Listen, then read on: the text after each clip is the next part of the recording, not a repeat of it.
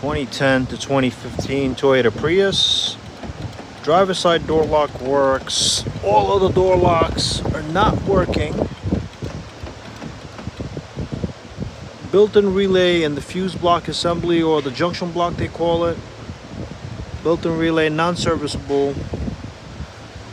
Fairly easy to replace. A couple bolts, but in a very tight location.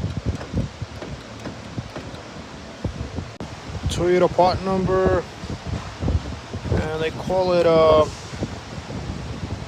junction block or block assembly. This is the new one.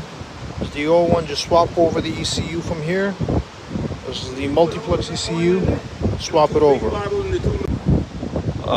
The new junction block in there, as you can see.